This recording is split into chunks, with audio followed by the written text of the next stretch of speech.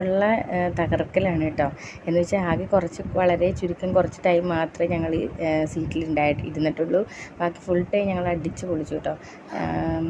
എന്താ നല്ല രസമായിരുന്നു. അടിച്ച് പൊളിച്ചൊരു അടിപൊളി ട്രിപ്പ്. ഫാമിലി ട്രിപ്പ് എന്ന് പറഞ്ഞാൽ ഇത്രയും അടിപൊളിയാകുമെന്ന് ഞാൻ ഓർത്തിട്ടില്ല. അത്രയും നല്ല രസമായിരുന്നു.